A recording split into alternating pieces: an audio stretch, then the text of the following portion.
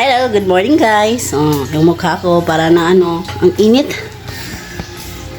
Ay, tulog pa yung mga mga junakis kong dalawa, si Chloe at saka si Kelsey at si asawa.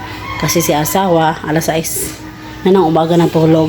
So ayan guys, laba lang ako ng laba, pero yung mga tupiin ko, hindi ko pa nalagay sa cabinet. Ayan na, ang dami na. Sila na yung nag-upo sa sa upuan sa sala.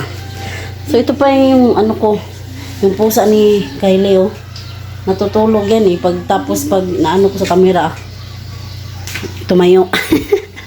So ayan guys, flex ko lang itong ulam ko ngayon.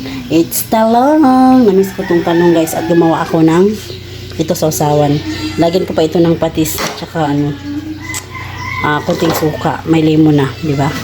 Nagluto din ako. Siyempre hindi kakain yung mga bata dyan at si asawa hindi kakain. Hindi yan kakamakain ng gulay yung asawa na yan. Iwan ko yan.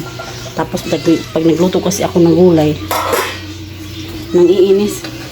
Sabi pa naman, mehe. Kanding daw, kaluka yun.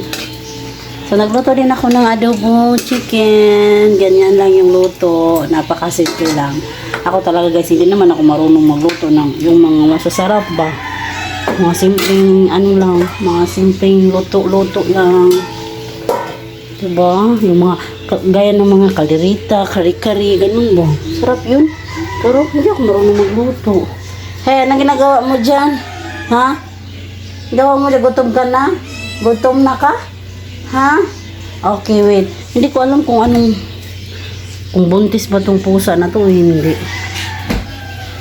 Malaki yung tiyan. First time namin mag-alaga ng pusa. Ay, Diyos ko Lord, ang init, grabe. Nasira kasi yung electric fan ko, tapos yung ceiling fan ko ba? Guwapo nga siya, pero wala masyadong hangin. Diyos ko naman. Tingnan niyo yung mukha ko. Ganito lang ang buhay. Kanina pagising ng umaga, hatid sa mga estudyante. Tapos ngayon si Kelsey walang pasok kasi may sila. May event sila sa school. Coronation at saka ngayon, dance presentation nila sa King and Queen of Hearts. Di ba guys, minsan naisip ko ba ang ng pag walang mga bata, ang tahimik ng paligid. Ako lang talaga mag-isa kanina pa. Ay, pero hindi pa ako tapos yung mga gawain ko. Ito mga labahin ko. Sus, ginoo ko. Sila na nakaupo sa Tapos naglalaba na naman ako. Nakakatamad kasi minsan magtupi. Mingming, oy, kuratan, magkunimo, oy. Kuratan ko, layat, magkalit. Minsan laba lang tayo ng laba. Nakakatamad magtupi minsan, oy. Sabi ko nga kagabi, lagay ko ito sa cabinet.